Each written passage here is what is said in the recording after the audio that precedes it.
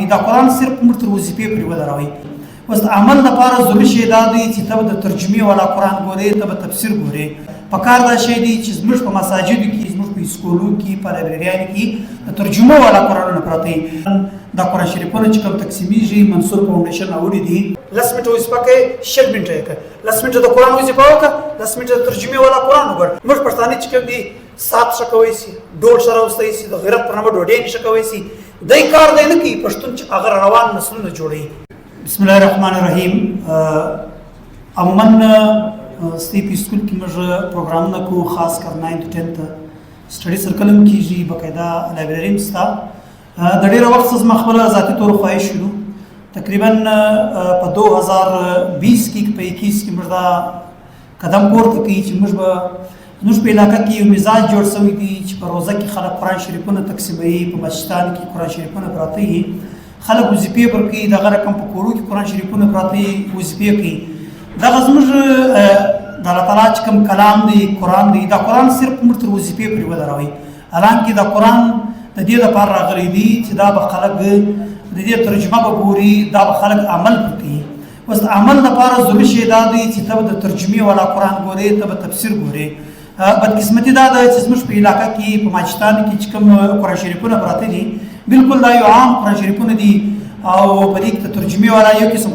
قرآن هم نشته پکار دا شی دی چې زموږ په مساجدو کې زموږ په مدارسو کې زموږ په اسکولو کې په لایبرریانو کې د ترجمو والا قرآنونه پراته چې خلک په قرآن باندې که څه پوه شي قرآن واوري زموږ علماو پر دې باندې بیخي ډېر کار کړی دی د ترجمې لپاره خاص کر د ځوانانو لپاره 9 to 10 8 9 10 فرست ایئر سیکنډ ایئر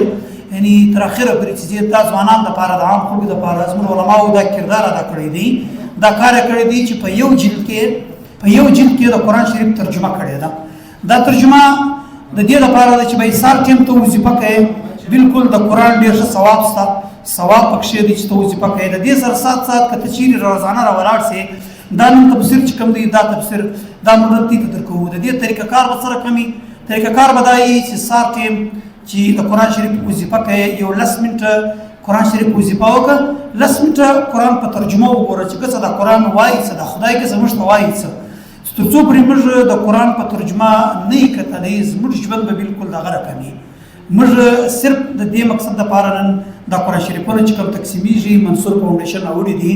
دا صرف د دې لپاره دي چې ځوانان خلک د قرآن په قرآن باندې عمل وکړي د عمل لپاره ضروري شی دا دی چې د ترجمې والا قرآن وي په دې کې تر ګردو غټ کردار چې کوم دی په ګرد پشین کې دا اول زه به ذاتي خود دا کار مانوس کولی چې په ګردو ځوانانو ته د پښین و ګردو خلکو ته زه د ترجمې والا قرآن ورکړم دغه چې کوم قرآن شریفونه دوی ته پراته دي دا کم از کم یوه دانه په 2000 په 2500 روپۍ دي یعنې ته حساب ورته وکړه سل قرآن شریفونه پراته دي د 2 لک روپۍ دي و دا 2 لک روپۍ زه یې کړ نه شم کارولی نه زما سره دومره پیسې شته دا احسان چې کوم دی د منصور فاونډیشن د حسن چکزي صاحب او د سره چې کوم خلک دي صدیقي صاحب دی نفیشا صاحب دی زموږ پر علاقه باندې دا احسان وکړي چې دوی رالو نن دا یو قدم یې پورته کړي چې د ترجمې والا قرآنونه خلکو ته ورکړي چې خلک په قرآن باندې پوه شي تر دې مخکې یو څوک هم په پښین کې تر اوسه دا رقم نه دی پیدا شوی اول زه د 15 کال څخه دا کار کوم ما تر اوسه پورې دا رقم کار نه دی کړی لایبرري نه جوړوم کتابو کار هم کوم لیکن زه دا کار نشم کولی ولې دا ډېر غټ اخراجات لري ډېر غټ پیسه غواړي ما په 15 کاله کې چې د کار مې کسې کتاب دی کار مې کسې دغه ایجوکیشن دی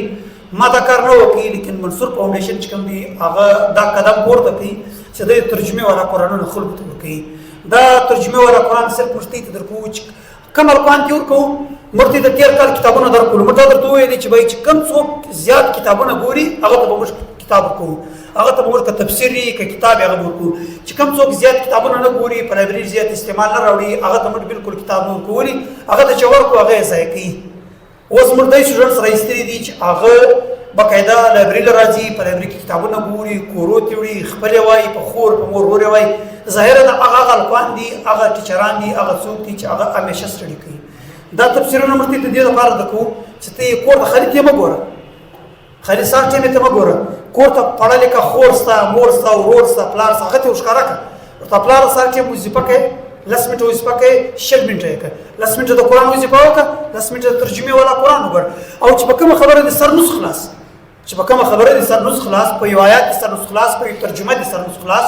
ضروري نه ده چې د ځانه پر ولګېږي. بیا ولاړ شه د عالم څخه پوښتنه وکړه، ستا په محله کې به عالم وي، په کلي والا څخه پوښتنه وکړه، د بل عالم څخه پوښتنه وکړه، د بازار د یو عالم څخه پوښتنه وکړه چې یاره دا ترجمه مې وویله په دې مې سر نسخ خلاص. که دا ته که دې پلار دی دا یو اصول زده کړي چې په کوم شي دي سر نسخ خلاص، د ځانه بیا مه پرګېږه. بھائی چاله وروړه